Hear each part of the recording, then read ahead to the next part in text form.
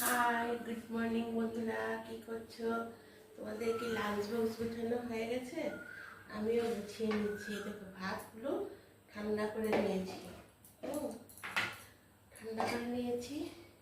এবার বক্সের মধ্যে ভাতটা আমি গুছিয়ে নেব। বক্সটা ভালো করে ধুয়ে নিয়েছি। ঠান্ডা না করলে যা গরম পড়েছে ভাত নষ্ট হয়ে যাবে। তো ভাতটা গুছিয়ে নিচ্ছি। নুনটা একটু আমি এভাবে দিয়ে দিই, আলাদা করে আর নুন দিই না।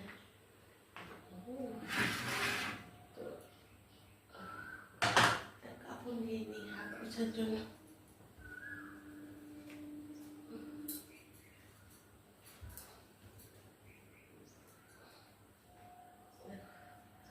আর এখানে ভালো করে এখানে দিয়েছি কাতলা মাছ, ঝিঙ্গে দিয়ে আলু দিয়ে একটা পাতলা ঝোল করে দিয়েছি। এই রেসিপিটা আমি তোমাদেরকে দিয়েছি।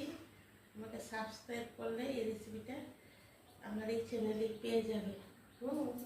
দেখতে পারবে তোমরা। যারা সাবস্ক্রাইব করেছো তো এমনিতেই আসছে।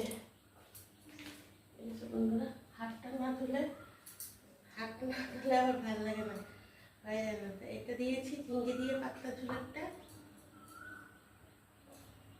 মাছটা না আমি খেতেই চায় না, তবে আমি প্রতিদিনই দিই। প্রায় সময় ওই ডাল ভাজা দিয়ে খেয়ে নেয়, খেতে চায় না মাছ। একটা দিনের বাচ্চারা মাছটা কম খেতে চায়। ভাতের এটাও লাগেনি, ঠান্ডা হয়ে গেছে। অনেকটা আগে রান্না করেছি তো ফ্যানের নিচে রেখে দিই।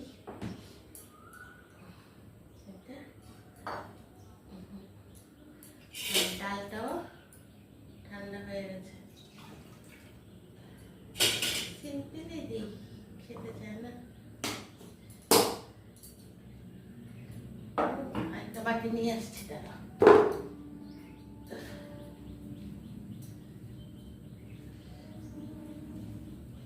ডিমের একটা অমলেট দিয়ে দিয়েছি। মাছ যদি বাই চান্স খেতে না যায়, ভালো ভালো মাছ খেতে যায় না। এই দেখো, ডিমের অমলেটটা দিয়েছি এই বাটিটাতে।